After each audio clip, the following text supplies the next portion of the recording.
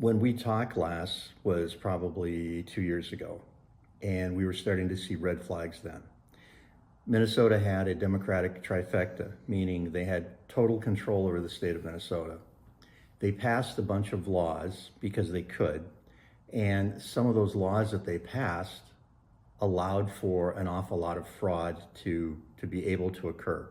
In just last year's session, the Democrats shut down a bill that would have helped prevent fraud. They killed it in the House. Now, why, if you are an honest person, would you kill a bill that's going to try to help you save the billions of dollars that are going out the door? So that right there seems to smell to high heaven as far as I'm concerned. And as each day went by, it was like an onion being unpeeled. One feeding our future fraud with the kids. The kids didn't get food that should have gotten food.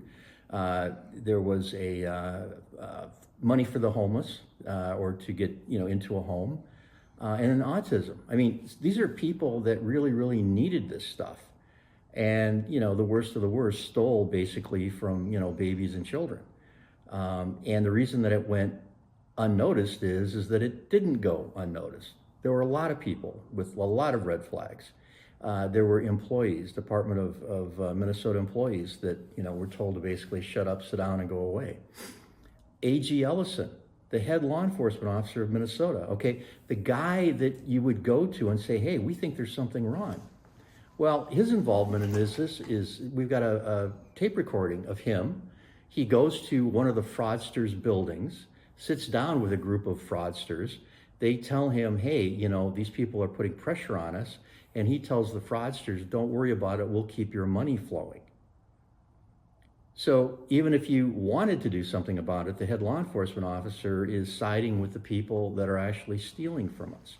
Governor Walz, there's not even anything to say about him. He is cold, cruel, and calculated. If he didn't know about this, I would be very, very surprised.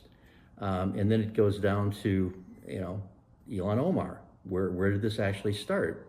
She passed legislation.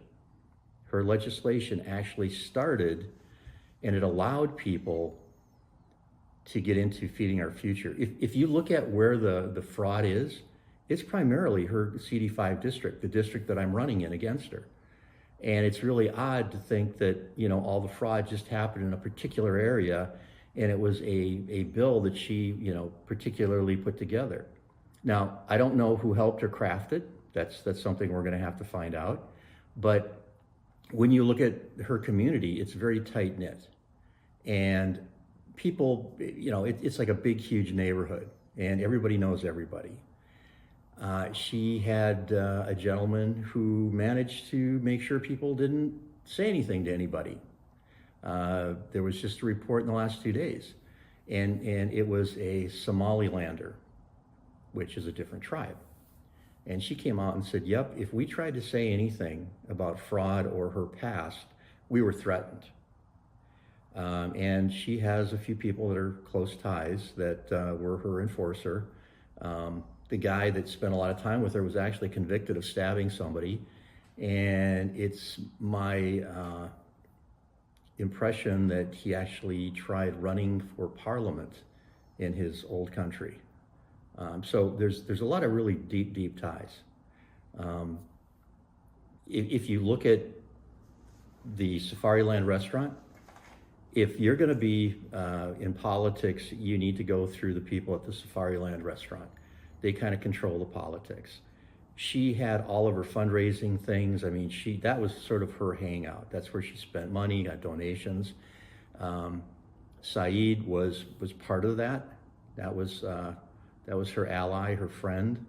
There's speculation that he's the one that went out and told people they should shut up and not say anything about her.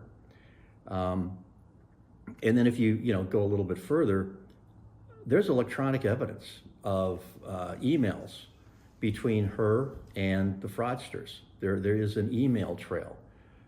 So isn't it interesting that the first person that they convict has got an email trail to her office?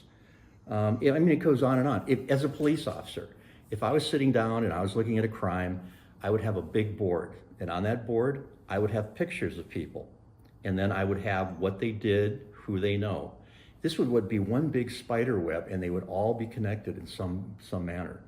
I don't have any inside information, but as a retired police officer, I'm looking at a whole lot of circumstantial evidence, and we already know after 70 some people have been convicted that if 70 of those people are convicted that are a part of that spider web, that speculation is pretty good if you're going to keep investigating things. And it was the FBI.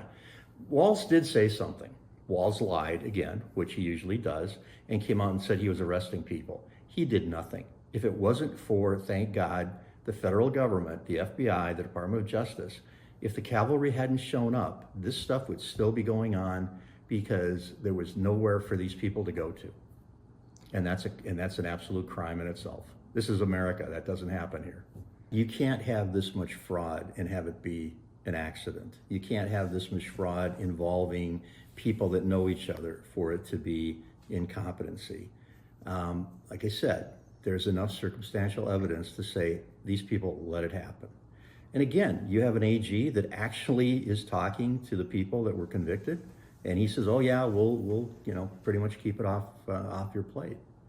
And 2 days ago, one of our local media people went to his office and they wanted to talk to him.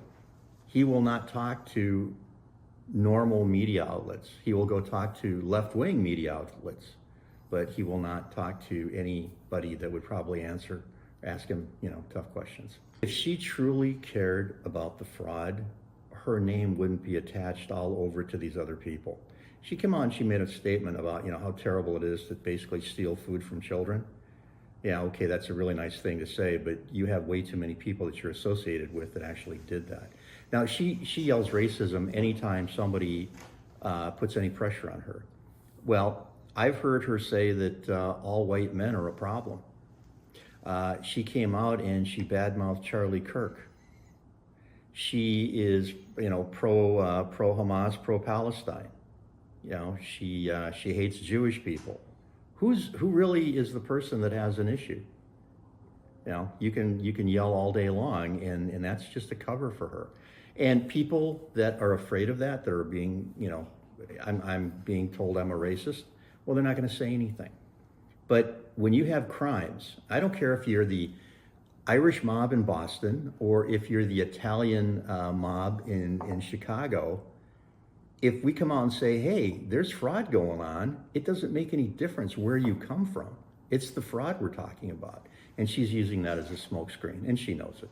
From what the Department of Justice is saying is they've repeatedly said it's the tip of the iceberg. They've also come out and said 50% of the Minneapolis community has immigration fraud. They violated that. I mean, that's a huge statement to say, 50% of a population in Minneapolis. So yeah, they're expecting it to be much, much, much bigger, and I have no doubt, to not believe that it's going to be. If Minnesota has that much fraud going on there, where's the other fraud that we're going to find, or where it leads to? Well, I'm a brand new grandpa, and I'm really happy with that. I could be spending a lot more time with my granddaughter, but Minnesota deserves honesty and normalcy. They need to have people running that are actually there to serve the people of Minnesota. We don't have that right now. And even in Washington, we have primarily Democrats in Congress. And there is some speculation too that one or two other people in the Democratic Party in Congress may have known what was going on too, or received funding. That's the other thing too. A whole lot of people that were convicted donated a whole lot of money. Omar says that she gave the money back. Well, if you go into public records, she gave some money back, but there's a whole lot more money there that she didn't report. And I think if people were just to go through the everyday records that are out there, you'll find out that her involvement in the money that she has is questionable.